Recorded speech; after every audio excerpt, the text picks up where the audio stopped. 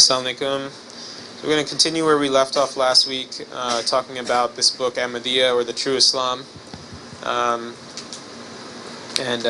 We were on page 36 last week, and we discussed quite a few things. I think we were talking about some objectives, some objections that people have about God, particularly how God is portrayed in the Holy Quran.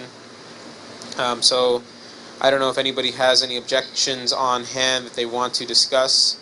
And then after that we can move to discussing the one main point that we didn't get to on this page last week, was what are the responsibilities which are laid upon man by God.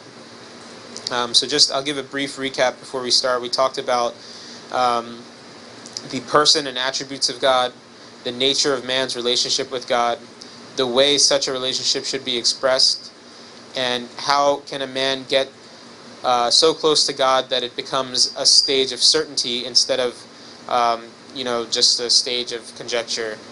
And then the one that we didn't talk about was the responsibilities which are laid upon man by God. And during that conversation, like I said, we discussed some of the objections that people have to God. In effect, we were talking about what is God like, what kind of attributes does he have, how do we describe God, how do we know God, and then those people who are objecting to that, they may object and say that, oh, your God has this attribute, what does this mean, how can this be God, things like that. Like people might object, for example, in Surah Baqarah there's a verse about how the hypocrites, they mock at the religion, and in that verse it says that Allah will mock them.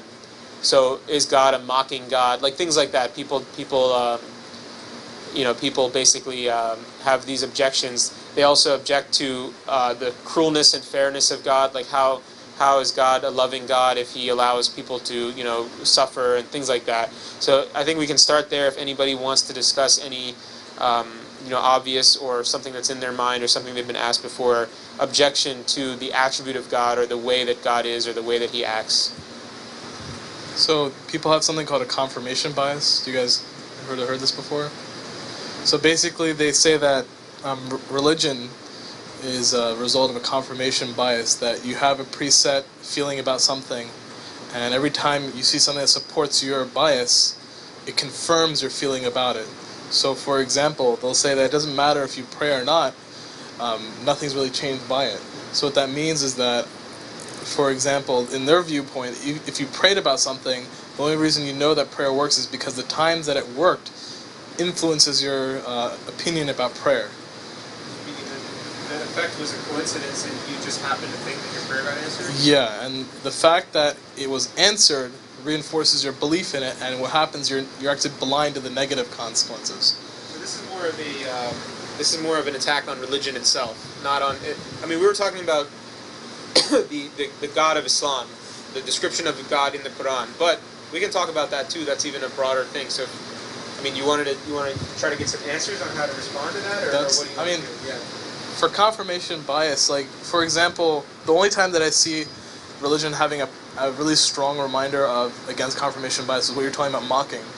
Now, for example, you're talking about how people mock God and how God will mock them.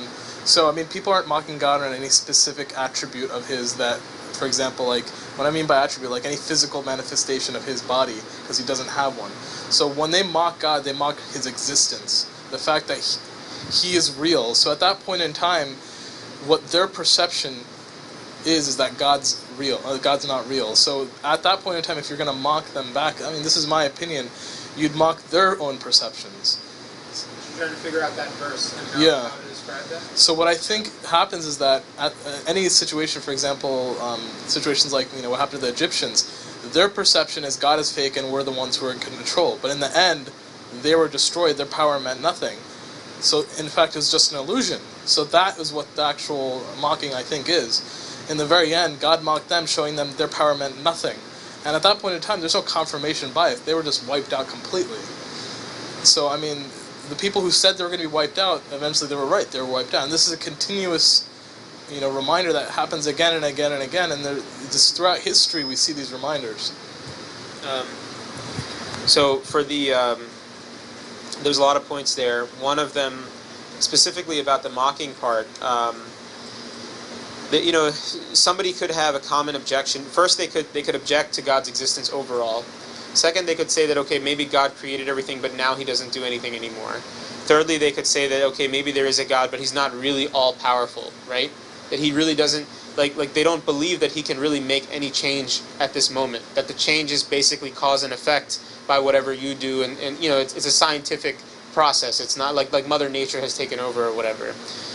So as far as the mocking thing goes, the best way to explain it, which is what I've learned from one Murabbiyan in particular, that the first thing to understand is that it's an Arabic idiom. So first of all, it's a way that Arabs describe things. So it's just like to say that they mock God and God will mock them. It doesn't actually mean that God is going to stand there and be like, haha, you're a short little man, or something like that. It actually means that cause and effect. And when people think that cause and effect is just coincidental, God is the one who made the law of cause and effect in the first place, right? So in a way, we do kind of believe in a sort of karma, because we believe that, if you do good deeds, you get some reward, and if you do bad deeds, you get some punishment. It may or may not be in this world. But does that make sense? You're following what I'm saying? And then the other thing is that God himself is not going to stand there and mock someone. But it may be that that person later on in their life gets mocked by someone else. So they basically get the similar treatment. And again, it kind of goes along that karma type mentality, which we don't fully believe in, but to a certain effect of just, getting blessed for your actions or punished for your actions, there is some level of that is in Islam. Does that make sense? So the basic thing is that those people who say that cause and effect is just the way that things are and God doesn't have any power over it, first they have to understand that God created the law of cause and effect, right? God created the law that if you work hard, you get some reward for it. So when somebody says, like, okay, there's an atheist, or there's somebody who's clearly a non-practicing Muslim, and they work hard and they become a doctor or a lawyer and they get lots of money and worldly success, that law of God applies to everyone, just like the law that we have air to breathe and no one is deprived of that air, right? Does that make sense? Like, there's just certain laws that are applicable to everyone, and God's mercy applies that no matter whether they're a believer or not. And that law of cause and effect is one of them as well. So if that's good, does anybody else want to bring up any other points, or if you want to do a counterpoint or anything else that you want to talk about? Like, again, I was really looking for objections to the Islamic description of God, the description of God in the Quran, the description of God that a Muslim would give, and how someone would object to that. Or have you ever had any objections to that when you're talking to anyone? If not, we can move on. It's no big deal. Can I do what the Christians say about Muslims?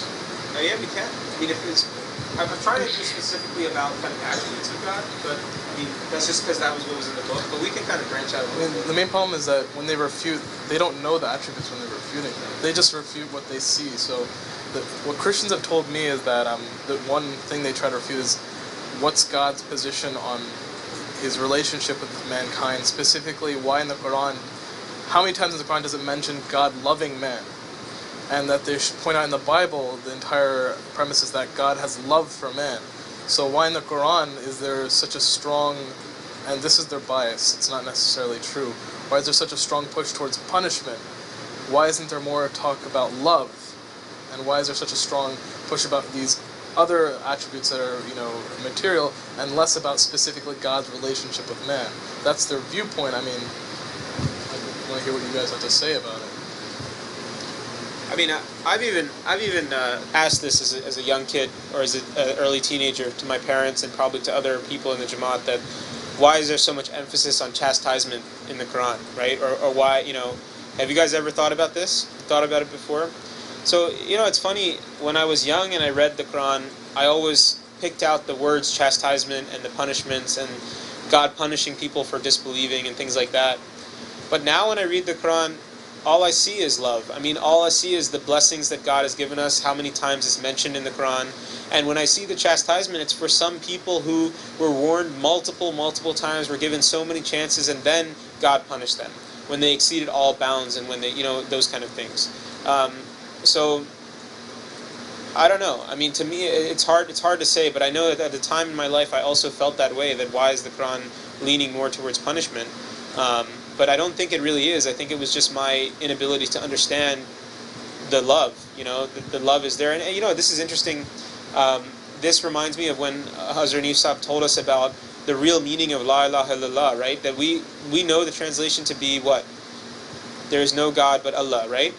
But what he said is that you should think of it as this, that there is no one worthy of my love except Allah, right? There is no one that is worthy of me loving to that extent except for God. And I won't give my love to anyone else to that level, right? Remember, do you guys remember when he was talking about that? So that's a much more interesting way to think about it, and that goes into the deep understanding of the Arabic language. And he was, remember he was talking about the word ilah and stuff like that. But when you think about it that way, it is, so I think it takes a little bit more depth. And he also mentioned that Jesus Christ ﷺ would say that, to the children of Israel that, love thy God with all their heart. And you remember that quote that he was saying that, with all thy might and all the effort and whatever. And he said that the kalima actually is that. It's just in a shrunken down form. And because of the nature of Arabic, when you translate it in English, it doesn't retain that form. It just is there's no God but God, right? And that's not the right translation. So I think that was very interesting, and I think that's something that would benefit people to learn even at a young age, that the depth of the meaning of the kalima. Because, we've heard it before from Prophet ﷺ and other khulafa, that Islam really is just the kalima. That's all it is. That when you practice Islam, you're just doing the kalima to your fullest extent. You're understanding it at a very deep level and practicing it. So as you learn more about Islam, if you look back at the kalima, that is Islam. That whole Islam is wrapped up in that one sentence. There's nothing else to it, really. If you really believe and act on that, you end up following all the teachings in the Quran and all the, everything after that. Does that kind of... The question was more about Christians saying that why is God a more punishing God, and about the love? Yeah, I agree 100%. The Quran itself is a testament towards God's mercy to mankind. Actually, this is really interesting. If you look at Surah Baqarah, do you guys know what Surah Baqarah is referring to? The cow. Why is the cow important? What about it?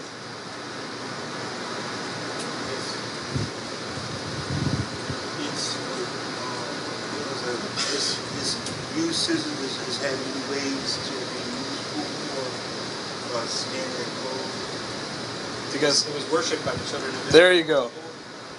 And actually, there was a verse that's talking about their love of the cow. So there's a lot of mention of that in Surah Baqarah. So the cow, for Egyptians, was a venerated pet, and when the Israelites were asked to slay a cow, they were told to slay a cow, and they're asking what kind of cow? The one that plows in the field? And then, is it the one with the two colors or the one with the one color? And the reason why is that they're showing that they didn't want to kill the cow that they loved, they wanted to kill the cow that they didn't love. They wanted to... I think they didn't want to kill a cow at all. They kept on asking, and even in the Quran it's written that they asked that, oh Moses, go ask your Lord. Yes. They don't even say our Lord, they say your Lord, that what kind of cow is it, and what kind of this is it. And this was an example of basically the history of man's relationship with God. And Surah Baqarah, in the very beginning, if you notice, it talks about this is a perfect book. And then towards the end, there's verses that people say are for abrogation, but that verse directly talks about the fact that you have revelations before, and how this revelation supersedes that revelation. In the sense that this is a ayah. They talk about ayah as being ayah that are more efficient in producing that message. But the important part was that they had a love for that cow because of their materialistic love for the Egyptians, and Allah Ta'ala was telling them to kill the cow to show that I want you to show that your love for the Egyptians is dead and your love for me is everlasting. And the one scene that everyone remembers is when Moses went up. Do you guys remember what happened when Moses went up to the mountain? Amen? When he came back, they were worshiping the golden calf. Because they all said, he's gone, he's left us, let's just worship this calf. This is in the Quran too, this is not just in the movies that we see.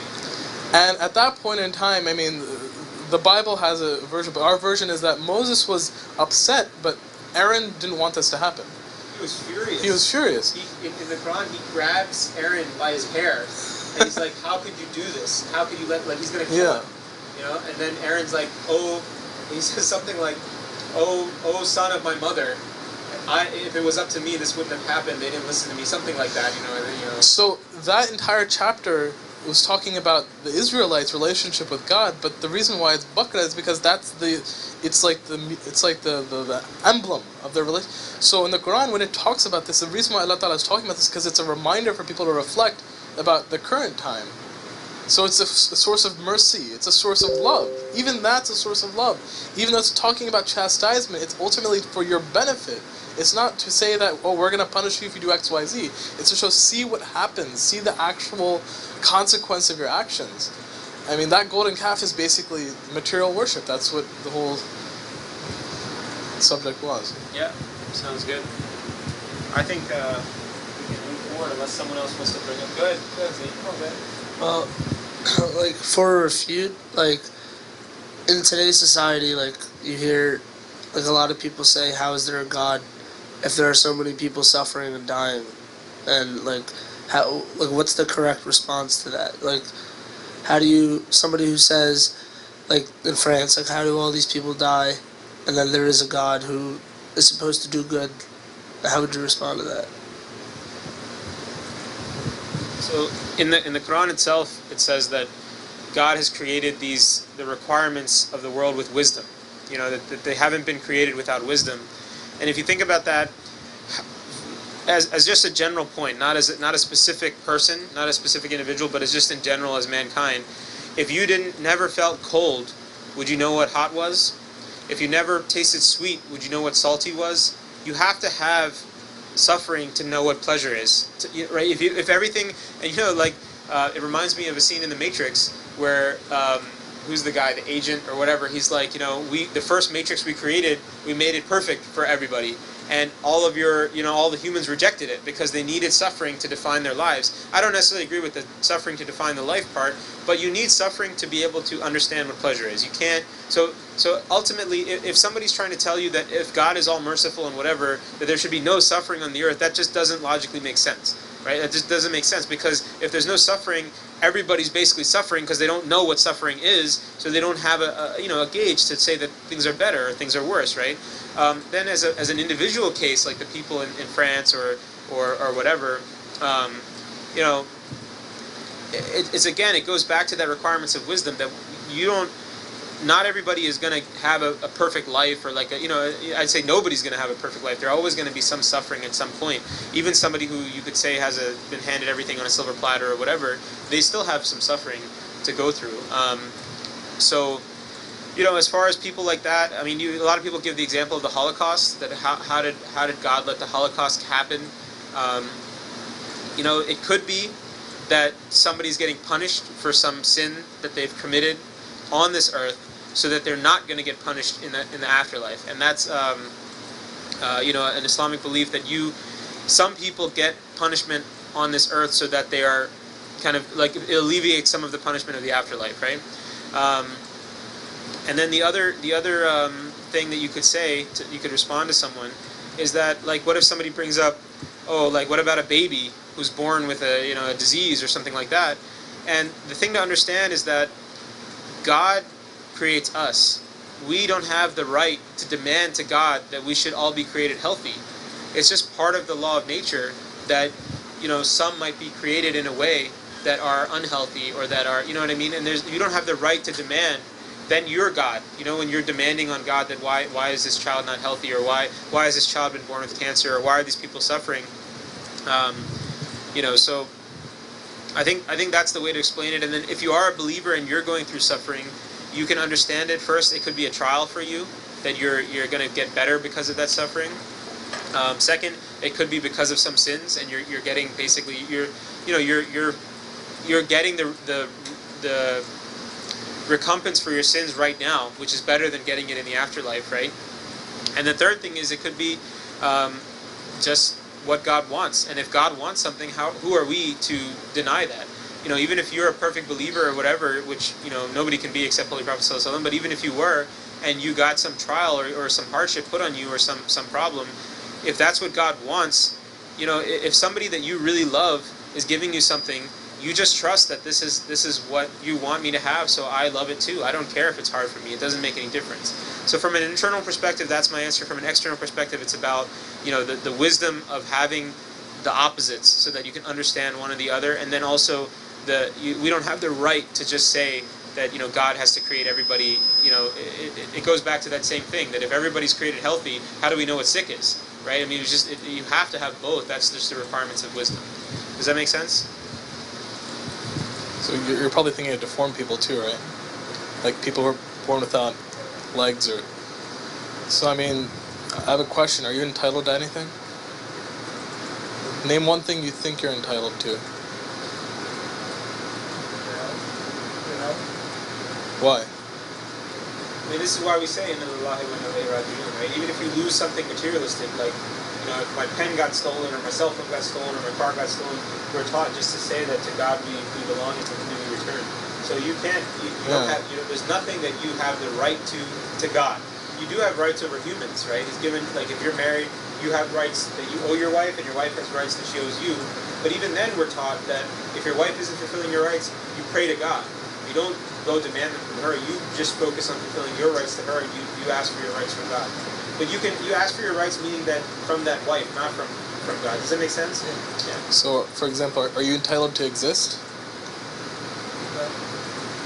Yeah. The very fact that we exist is because of God's mercy, right?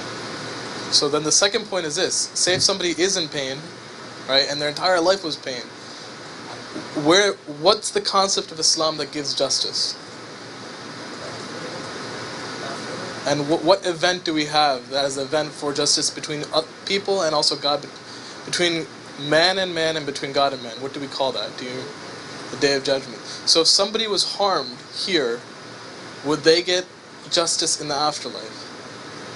So at this point in time, when you see someone who's suffering, at this point in time, it's not going to be suffering for no reason.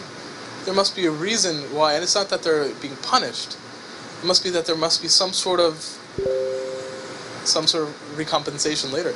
And for example, without the deformities, how would we be the way we are? If every organism was perfect, we'd still be DNA. We would never have any change.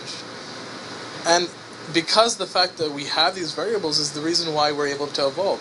For example, the Holocaust is a very good example, because what we're looking at now is a symptom of a disease.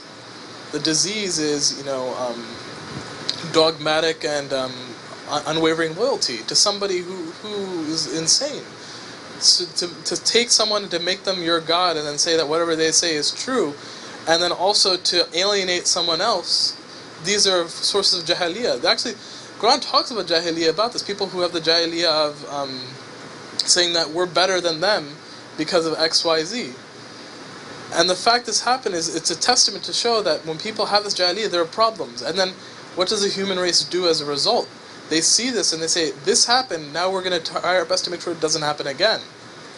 So for example, now when people talk about Muslims, and they talk about banning Muslims from the United States and all these other things, it's the same jahiliyyah. But now we have an example to look back on, to see where does this go.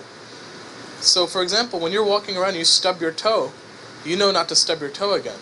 But something serious happens, like you lose your hand, you'll be very careful with the other hand. Yeah, I think it's important to understand that there's a general concept when people make these complaints about God that they're just not appreciating who God really is. I mean, God is God. You got to remember that.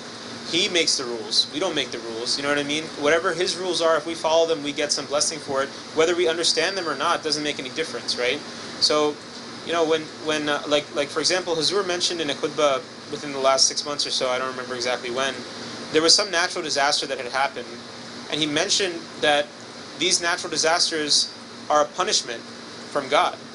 So, a lot of people said, I remember when Hurricane Katrina happened, some people said that, that was a punishment for that city, that it was a city of sin or whatever, right? So I at that time had a hard time, coming to terms with that. But when Hazur said it, I went back and I looked at these different events and I said, okay, well, I think it was like a tsunami in Japan or something had happened, like a big, something like that. Like, did those people deserve it? Like, was it a punishment? What was it? What was the deal? And you have to look at it in a more open way. And when we read the Quran, we see that so many different nations got punished by natural disasters because they exceeded the bounds, right?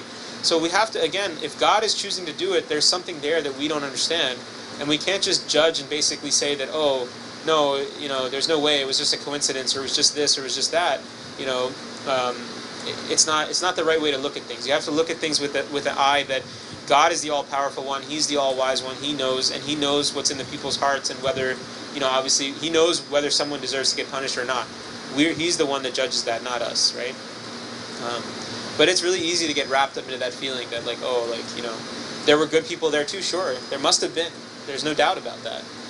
And then those people, if they died, now they're waiting for the day of judgment in which they will go to heaven. So we're, just like Salam said, I mean, that is the ultimate judgment.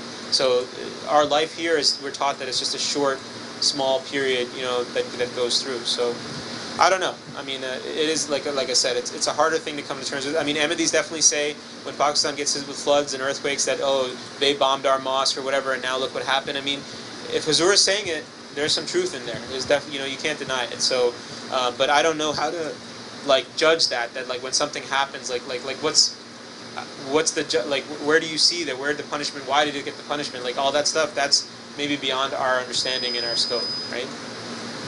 Anybody want to add into that? We're talking about just the general objections that people have to God, especially the God of Islam, the way God is portrayed in the Quran. Obviously God is one God, but I'm talking about how we describe God as Muslims.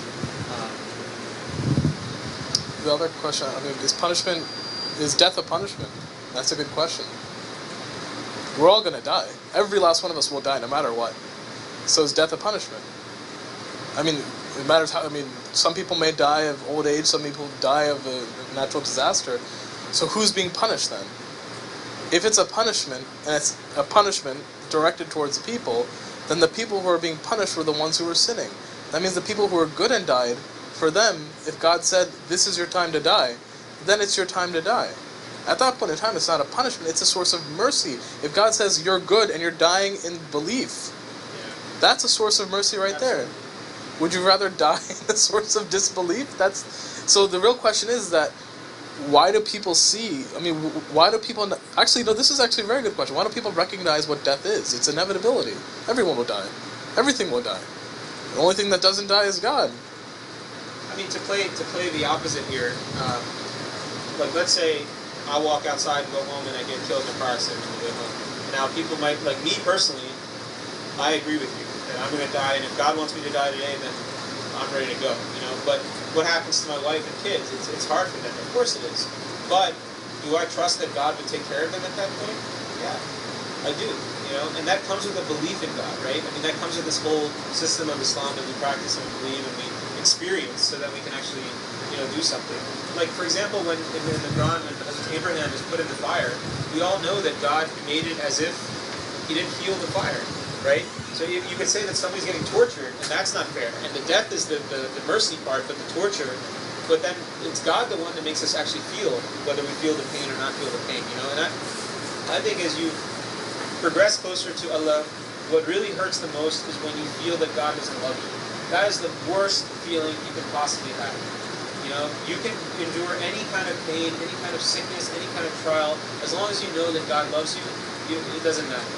And that's I think what the kind of faith, and that's what hell is. Hell is the absence of God's love, right? I mean, hell is like you go to meet God and God says, "Get out of here! I don't even want to see you." Like that is the worst feeling. Forget the fire, forget all the other stuff. That's all metaphorical, right? So that's just my. There's actually. Do you guys remember what happened to the Muslims at the hand of the Mongols? Nobody even remembers this story, and most of us are Mughal Mongolian descendants. That's the funny thing about it. The Mongols, they came by, they killed all the Muslims. They killed them to the point that they decimated their entire...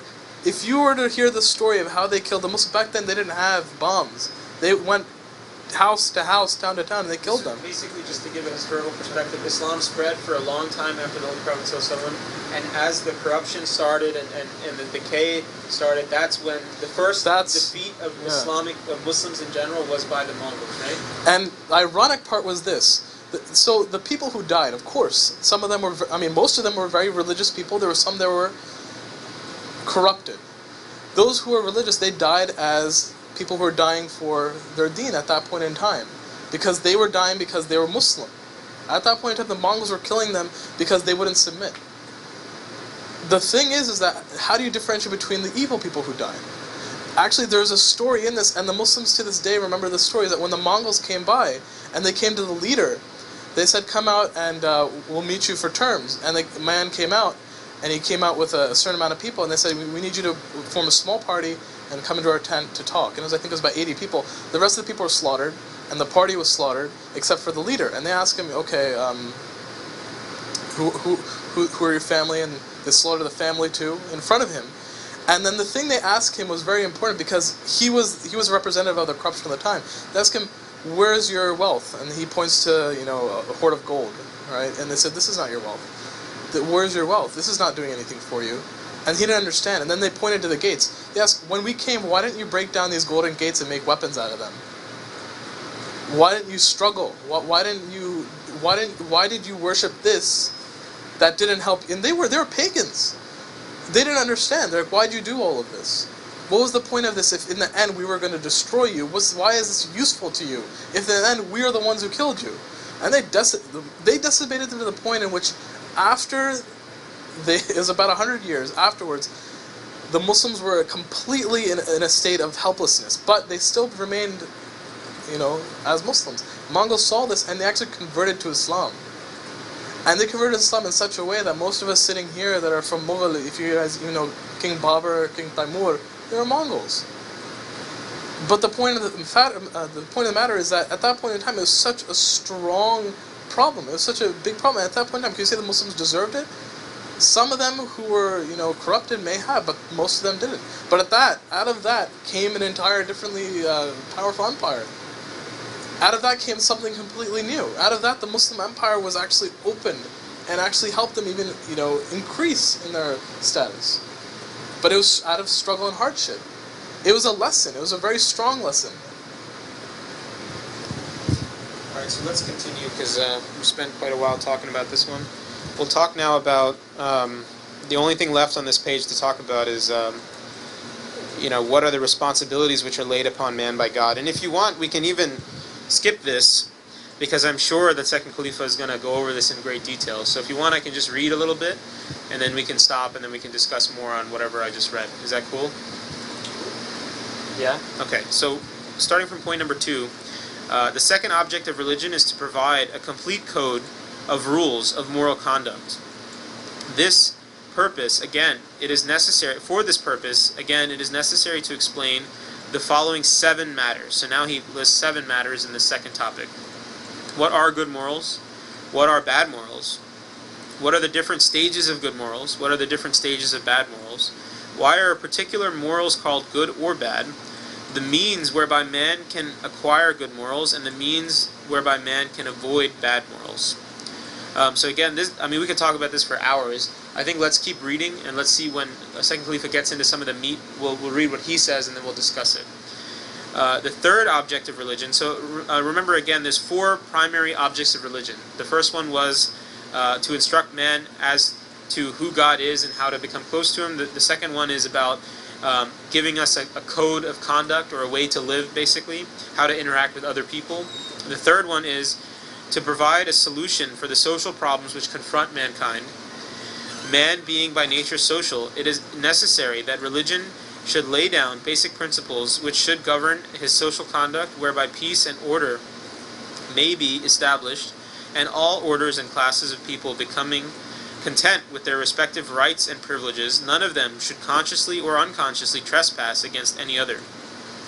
A little consideration would show that rules for the government of society can be equitably framed by God alone. For no man or class of men, owing to the intrusion of personal interests, be possessed of that breadth of outlook which is a necessary qualification for this purpose. The statement of such principles, therefore, on which human society should be based is one of the important functions of religion, and a religion which fails in this respect can hardly deserve to be called by that name. For this purpose, it is necessary for a religion to throw light on the following matters: domestic relations, the rights and duties of citizens and how they may be best discharged, the relationship between master and servant, the rulers and the ruled, the rich and the poor, the relations between the followers of one religion and those of another, the subjects of one government and those of another, Okay, I'll stop there for a minute. So I apologize. Number 2 was actually more about moral conduct in an individual manner. So what's right and wrong for you individually, whereas number 3 was the one that I was mentioning about the social construct, the way the laws of the society should be. One thing jumped out at me when I was reading this, that people say nowadays in America, that people ask about Sharia law, right? And they say that if you're a Muslim and you're an American and you believe that Sharia law should be instituted, then these are the Trump supporters, you should be kicked out, right? So this is actually a really good topic, and I think we should maybe, depending on your guys' interests, we should spend the rest of the next half an hour talking about this one, because this is exactly what. So what did Second Khalifa say? He said that the only being that can make a perfect law is God, right? That's what he said. He said no man, no matter how smart they are or whatever class they are, can make a perfect societal conduct, law, rules, regulations, all that kind of stuff, right? Only God can do that. And obviously, if you believe in God and you believe that God is God, you believe that. That makes sense, right? So when Americans are saying, or Trump supporters or whoever they are saying that, a Muslim who believes in Sharia law should be kicked out of the country. So what do you think of that? Like, what does that mean? Because in reality, if someone was to ask me that do you follow Sharia law, I'd have to say yes, I do, personally, right? And should Sharia law be implemented in this country? Not by force, absolutely not. But what if 90% of America became Muslim and Ahmadi? Then just by the way our system works, it would kind of be implemented in this country, right? Now, we know from history that the Holy Prophet ﷺ allowed any person of any other faith to be judged by their faith, by the rules of their faith whenever there was a trial, right? So if somebody was a Jew, they were allowed to be judged by the Torah. If they were a Christian, they were allowed to be judged by the gospel, right? So we know that. So in America, why would it be any different? That would be part of Sharia, right? If somebody chooses, if they're a minority and they choose that I want to be judged by this law and not your law, we would allow that to happen. But still, if somebody corners you and asks you, then the statement is still true that, yeah, I mean, I do practice Sharia law, and I do think Sharia law is better than American law, right? Now, whether it should be forced onto America, absolutely not. Nothing is by force, and we can quote the verse that, there's no compulsion in religion. But what do you guys think about this whole thing about Sharia law, and how can we really explain it to someone where they'd understand what we're talking about? Let's start with Glenn. You said it. Yeah, you said it. I mean, what do you guys think? Because this is a tough one. This is a tricky. I talked enough. And you don't want to be, you don't want to, you can't be facetious, right? You can't make up stuff. You got it, because if you're lying, then you're just straight up not Muslim right there. You might as well just, say forget it. I'm just an American, like whatever. So what do you do? What do you say? So, I mean, this is really short, but when somebody asks you that question, what do they think Sharia law is? I have a question. What's Sharia? Where's it written, Sharia law? Come on, we're Muslims. Where's it written? Where's the book? What's the book? The Quran, right? Is there anything else? You can say the Sunnah. The Sunnah, right, is a commentary on the Quran. But the actual text we point to is Quran. So when they say Sharia law, we believe in Quran. Because in their heads, what's Sharia law? Sharia law is decapitating women for running out on a man, and. But then they'll say that in the Quran it says you can do that. Let's talk about the Quran. That's the one thing they never want to talk about. The Quran. They always stay away from the Quran. They'll never mention the Quran because we'll win on the Quran in every argument. Brother, if you want to sit to the side, they're blocking the camera. So that's been my experience. Is that whenever I talk to people about Islam, there's been coworkers ask me, "What do you believe?" And I always say the same thing: the Quran. The Quran. That's what I believe. Back up more, please.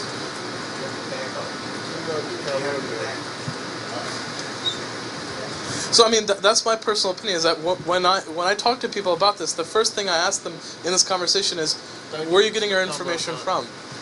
What's this law? If we're going to talk about a law, let's talk about something concrete." Because I don't see So the here's book. another objection with the Sharia law thing is that, the Quran was actually revealed. This is an objection that people say, not to teach about religion, but to enforce this code of conduct that, well, I mean, they also say that the Quran is from Muhammad sallallahu alaihi wasallam and not from God. So there's a whole bunch of things you have to break down to get to that point. But like they basically say, then why does a religion have to have a code of conduct with it? Then why can't it just be worship God and this and that and forget the code of conduct? So then it goes back to what Isaac Khalifa is saying. He's actually saying that one of the principal objects of religion should be that it teaches you that code of conduct, right? Like this is literally one of the 4 points that he's saying that in order to be a legitimate religion, you have to fulfill these 4 points, right? Does it logically make sense? I think it does. But again, talking to somebody outside of this circle, it's a little bit harder to describe to somebody. That's the background of the second Khalifa of Muslim was that his entire education was from Quran, and he's decoding the Quran for normal people. That's his whole flavor of Islam, is that he learned it from the Quran and he decoded it.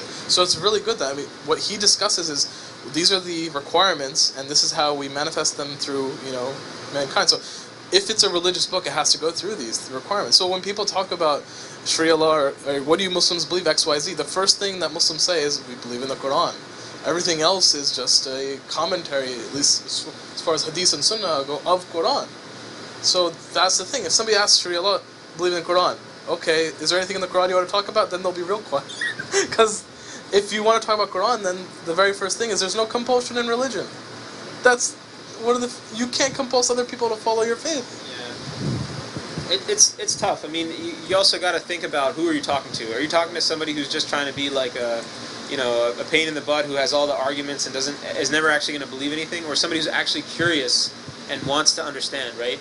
And when we talk about it, and this is the same thing that I was in Yusuf saying, that teach them who God is, show them who God is, right? That's how you get to it. And then if the way you're saying it, I would say just twist it a little bit to say that, we believe that our God is all powerful and all knowing and all, he has all the wisdom. So wouldn't you want somebody like that to make your rules? Wouldn't you want somebody like that who's the smartest being ever to make up the rules for you? And then that way you're kind of taking it towards who God is rather than because the people who want to argue, they're going to say that then there's verses that are abrogated and that's one of the verses that are abrogated and blah blah blah blah blah. They have all kinds of arguments. Those kind of people just don't want to listen. They just want to keep arguing. Praz has had that experience on Facebook. Yeah, I'm sure you have before, going back and forth.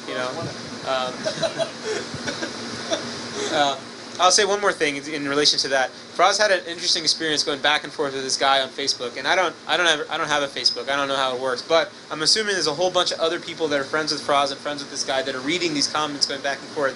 And what happened was a lot of the right-minded people, the even-minded people, they saw what Faraz was trying to say, and they got influenced by it. That fellow never got influenced by it, but that's okay, because in doing this discussion publicly, so to say, all those people that have a clear mind and an open mind, and they're not like closed off to that, they saw some of the truth and they saw some of the light. So that's a good thing to remember if you're having a debate or something like that, that maybe you'll never win with the guy you're debating, but the crowd around you, one person might click and they might get something. So you never despair on that. Let me open it up for you guys. So we're basically talking about this third object of religion is to provide a moral code, which is our Sharia law, and how in America these days, there's a lot of negativity against Sharia law, and certain political supporters will say that any Muslim who believes that Sharia law should supersede American law should be kicked out of the country, and blah blah blah blah blah. So what do you think about that? How to respond to that? If somebody asks you about that, or what? How do we actually feel about that? Well, first thing that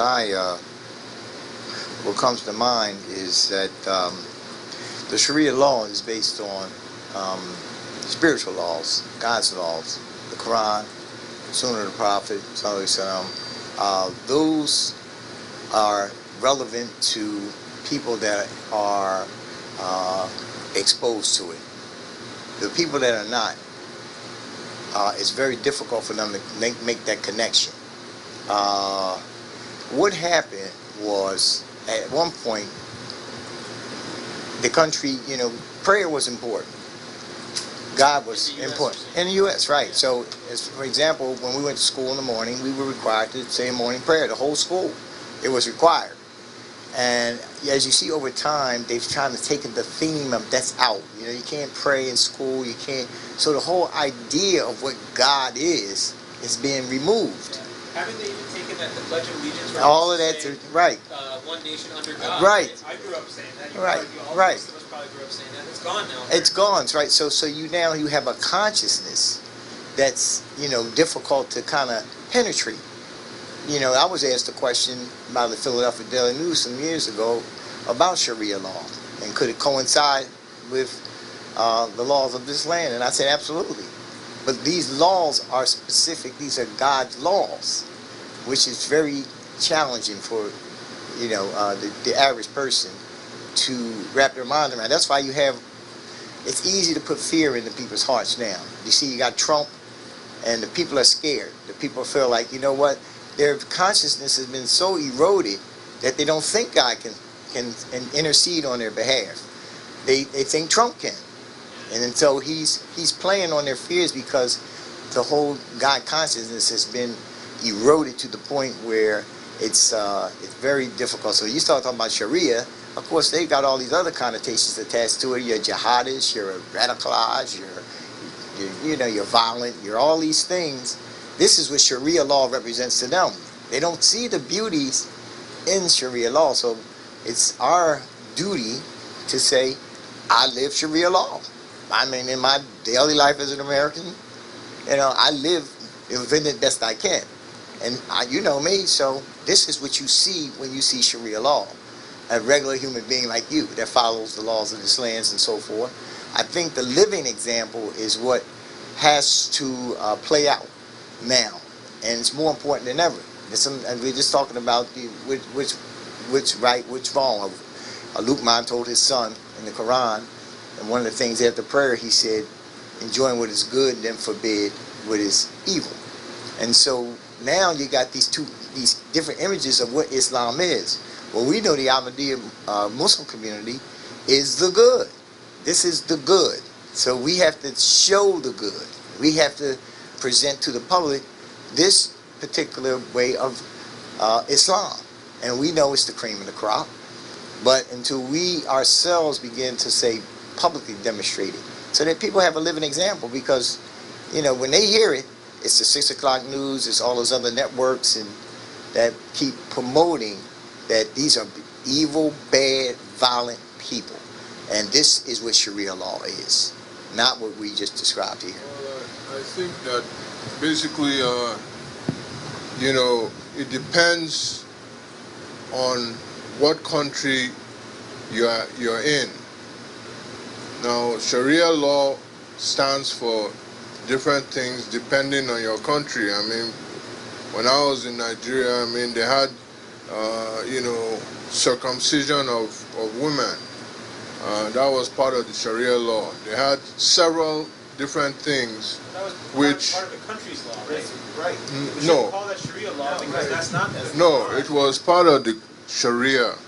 They called it Sharia, That's part of okay. the They're Sharia. just naming it that. That's their Yeah, they interpretation. called it. But Yeah, that's why all the Americans are That's- scared, because they think that Sharia means that, right? right. Right. So So, you know, so basically, I don't think that you can impose. First of all, there's freedom of speech, there's freedom of religion.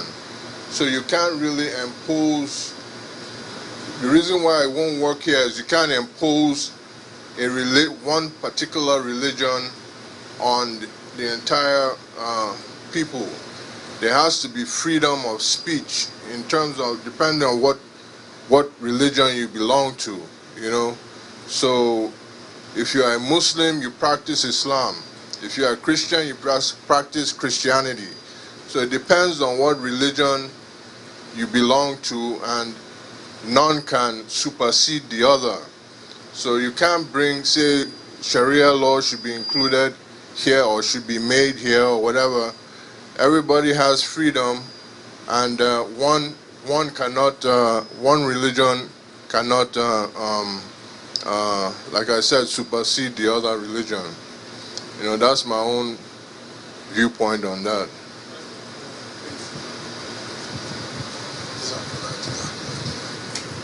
Assalamu alaikum. The Holy Prophet sallallahu alaihi wasallam, he said there would not be a house left on this earth that Islam does not enter. I believe that there would not be a house left on this earth that Ahmadiyya will not enter. So therefore, with that being said, and I want to go back to what Rafiq Sahib was saying earlier in our education in America. Every morning in the classroom, it was like a ritual, and you really felt something when you were naive, you were unconscious, saluting that flag and your pledge allegiance and so forth and so forth and so forth. However, over time, God has been placed with materialistic things in this American society.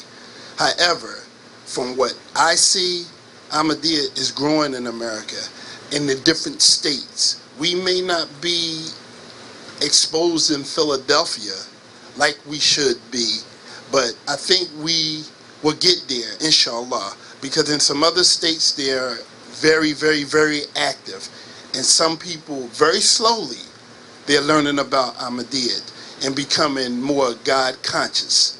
I think that the Sharia law, for those that want to live by the Sharia law, that accept the Sharia law, should be the example for those, because people are looking for something else. And again, that's why Trump is as powerful as he is and making an impact he is, because a lot of people are tired in America. A lot of people are tired, man. In a lot of other countries, because I was in the military, one time if you would be in another country visiting and they knew you was of the United States military, it didn't matter which branch, man. It would be some form of fear with respect. Nowadays, brother, you have leaders from other countries laughing at our country. They are laughing, So I just think that it's important for us to keep our prayers up, keep our tabligh work up, and inshallah that'll increase one day too. Because my thing is, if everybody focus on themselves, getting yourself closer to Allah, getting yourself closer to Khalifa, fasting during the month of Ramadan when you can, read Quran, and build our brotherhood, build our sisterhood, the rest will fall in place. Because one thing about Allah, He created everything in tribes and sub-tribes. So we become one body. People will become attracted to that. They will feel that. They will see that. They will see how we conduct ourselves with each other. They will see how we treat our elders. They'll see how we treat the atfal, and people will become impressed with that. And it's not an overnight thing. It's not an overnight thing. But we got to hold fast to the rope of Allah. That's what I believe. Jazakallah. I think in the next 12 minutes before we break, it might be good to talk about some specific points of Sharia law or Quranic law that people object to. And I'm not talking about the ones that are made up, that we know are not in the Quran, like you mentioned in Nigeria, but about the ones that are in the Quran. Like, for example, 100 lashes for the adulterer or the adulteress. I'll give the quick. Does anybody know enough to explain how that works and why it makes sense, and not that it's just some brutal medieval torture punishment? I can explain it if nobody knows, but basically the 100 lashes. You see, there were a lot of things that were brought about, or as the Holy Prophet had said. Yeah, there are a lot of things that the Holy Prophet had, Muhammad Sallallahu Alaihi Wasallam, had before it was revealed in the Holy Quran. A lot of things that he thought would be correct were done at that time. something else. Are you talking about the stoning, where there's somebody was stoned? Yeah, stoning. That's an example. So that was because that law hadn't been put in the Quran yet. So he was following the Mosaic law, which is to stone them to death. But I wanted to talk about if you're saying that Sharia is better, right? We're saying that God is the most powerful, the most wise, and we're saying that He made this law of Sharia, which is in the Quran, and straight up says in the Quran that flog them 100 times. The adulterer and the adulteress, right? So how do you say that to someone? Flog them. With 4 witnesses. That's exactly right. So it's basically outlawing. What is it outlawing? It's outlawing pornography. How else are you going to have 4 witnesses? It's impossible. How are you going to have 4 witnesses? Does it make any sense? That's what you're outlawing. You're outlawing pornography. You're not. I mean, the people can still do things behind closed doors and not get punished for it. Does it mean it's wrong? Yes, it's wrong.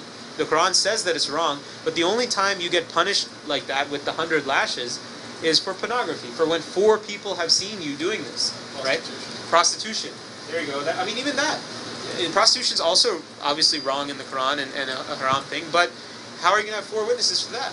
Unless you're publicly, the act of standing on a corner is not the act that we're talking about. We're talking about the actual act, right?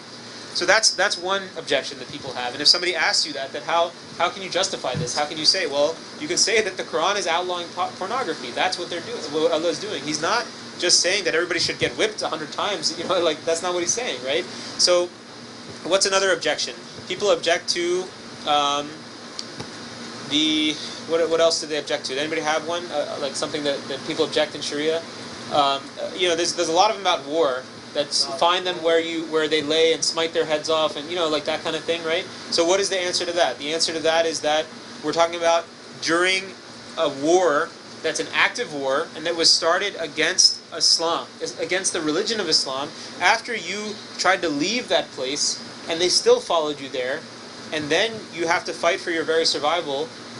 That's when those laws come into place, right? So there's very, very specific. Just like there was the specific having 4 witnesses is a very specific thing to be able to do that, right? I don't know if you guys know in the Quran, a husband can claim that my wife is an adulteress, but if he doesn't bring the witnesses, or his wife says that no, my husband's a liar, that claim just goes poof. There's nothing there without the 4 witnesses, right? So, there's protection on both sides in the Quran. You have to read into it more. What are some other objections? Yes? I was going to say, I think it's in the Quran that there's 80 lashes for... I thought it was 100.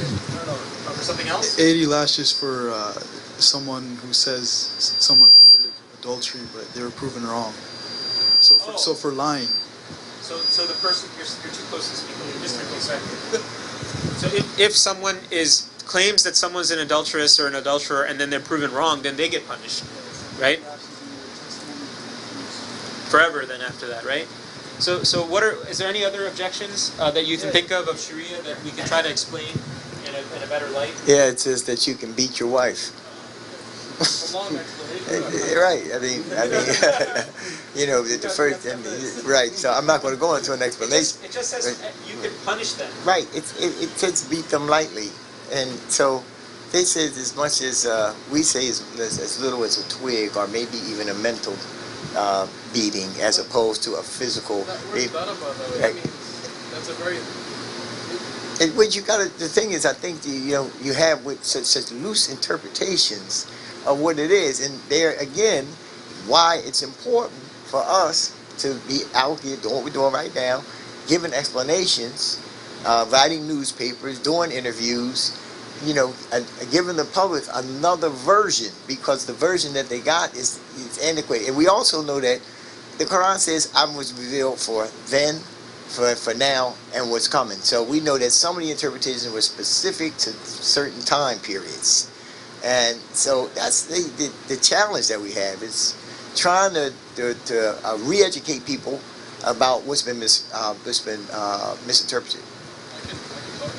Yeah, go ahead. And also, that's why it was important for the Messiah, alayhi salam, to come, because, he would come with to correct tafsir, which is very, very, very, very important. And also, again, from us being around the knowledge of people in our different jamaats, and et cetera, and also with our own study, and, we can learn with different things that occur, where to go to look and research, if we have to get the correct understand from the aspect in which the Messiah alayhi salam came.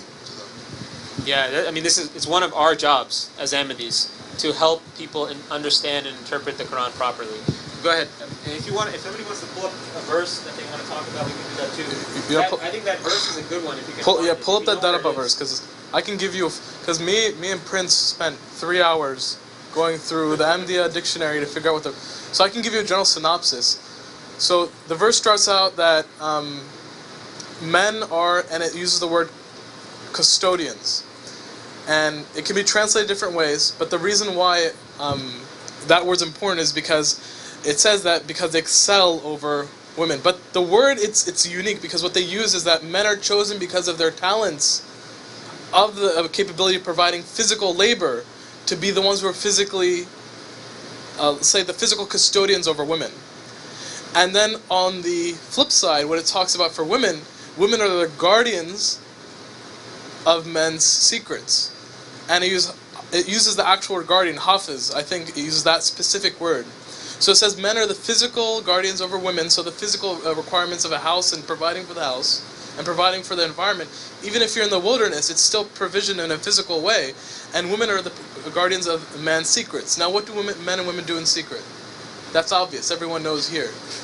So the thing is that when women are disobedient in that respect, specifically in the respect of secret, and when it says disobedient, it doesn't say disobedient like you didn't cook dinner. It's specifically talking about nashuz, which is disloyalty in the. Right. The verse, by the way, that you're referring to is chapter 4, verse 35. So nashuz, it's talking about specifically not being loyal in terms of fidelity. There are stages to approaching that. In the very beginning, it's advising, saying that what you're doing at this point in time, admonish them. Yeah. Which is basically advise them. And then it's separate from them. Yep. Leave them alone in their beds. Yeah. And then the word chastise is very unique because if the Quran is specifically, now the word is daraba, and anybody who's taken Arabic, daraba can mean you could daraba money by. Is it? Yes, daraba unna. Look it up. I'll find it. Go ahead. So when we looked at that word, and you have to understand, in a very basic society that's very closed, at that point in time, if a woman is doing that specific thing, a man at that point in time, the very, very least he's going to hit the woman that's physically cheating on him in front of him. And at that point in time, that's the chastisement. What about a society that does not encourage physical chastisement? Because say we're in an advanced society that doesn't exist anymore. I mean, this is a little bit far-fetched, but looking at the word, it's also, at least in the Quranic dictionary that the Jamaat has, it talks about daraba as also casting out. And the reason why we're looking at that is that at the same time, men provide a physical, let's just say, protection for women. Women provide let's just say, the protection of secrets. I can't even say anything else because that's a perfect way of describing it. So when women break their contract, men have broken their contract with the physical protection. At that point in time, in the very beginning, in a very basic society with very basic people, that's physical chastisement. But in a more advanced society, what's a bigger punishment than being, if you're providing for someone, to throw them out at that point in time, to say that we're done with this I can't provide at the same point, so I cast you out. That word specifically also means cast out too. I mean, at that point in time, it really depends because what the context you're looking at. But before we go into the punishment, look at the entirety of the verse. I mean, that's why I don't like this concept of, even when we talk about Sharia law, who made this word up? It's a word that somebody else made up to attribute to us. Sirat al-Mustaqim, the straight path, right? Sharia comes from Sirah, the path. So for us, what do we call it? Sirat al-Mustaqim. Sirat is the The straight path. So when we say Sharia, what about Sharia al-Musa, right? In Arabic, what does it actually mean? The law, the religion, the path. It talks about, so when people say Sharia law, they're just kind of coining a word and then they're forcing us to defend a word that they coined. For Muslims, what do we have as a word for the straight path? What do we have? That's what we have to focus on. So when they come and they talk about, for example, this verse, there's an entire portion of the verse that we have to deconstruct before they understand it. That's why they say somebody who's a disbeliever will never understand the Quran until Allah allows them to understand the Quran through their own love of Allah. That was the 2-minute response for 3 hours. No, that was actually very good. You've definitely done your research on that verse there. You hit all the points of the verse, and so I think we're good. We're going to do Maghrib in 1 minute here, and inshallah next week I'm going to be at Jalsa already. I'm leaving Tuesday morning, so I would like if you guys can continue this, but I need somebody to take ownership of this class. The week after that I will try my best to be here, but I think I'm leaving on Thursday for UK Jalsa. So I should be here, inshallah, the week after for the Wednesday, and then one more Wednesday I'm going to miss. I'm going to be in UK, and then after that I'll be back again. So there's going to be at least 2 Wednesdays where I can't be here to kind of just push the whole thing along. But you guys are all just as much a part of it as I am. There's no real like ownership of this class at this point. But all of you are going to be here next Wednesday? Like be in town, meaning nobody's going to Jalsa early except me, I think. I mean, if somebody's here on the Qudam side, can you kind of push to make this, you guys, the 2 of you push to make this class happen? And then on the, so basically what I've been doing, I saw you guys, Rafiq Saab and Ilyas Saab yesterday, so I just told you to come, and Idris Saab. I also texted Ahmed Nuruddin, I tried to get a hold of Abu Harun. Brother Yahya was busy today, so he couldn't come, but inshallah he'll be here next week. So I'll just try to reach out to those members who I know are interested, and just send them a personal text, say, hey, we're having this class at 7:15, would love if you can come. I talked to Brother Khalil, he's not feeling well, he's asking for prayers. Also Brother Wadud is not feeling well, he's asking for prayers. But yeah, that's all I do, is I just text, like on Wednesday I'll just think who normally comes, and I'll just text them, So if somebody can do that from the Jamaat perspective of just texting the people who come, and then if you guys can do it on the Qudam group chat to just push some Qudam to come, that'd be great. And then the following Wednesday, inshallah, I'll be here, and then after that we'll work it out again. So, and then we'll just continue. Whoever's leading it, Islam, you can continue. We're on page, hold on, let me tell you what page we're on. We're on page 37. We only made it 1 page since last week. 37 or 38, depending on where you want to be. So you can just, if there's nothing to talk about, just keep reading. Somebody read aloud, and then when something strikes someone, just grab the mic and talk about it. That's all we're doing. Nothing special here. No preparation needed, just to show up, okay? So Jazakallah, we can end it there, and we'll get ready for Maghrib.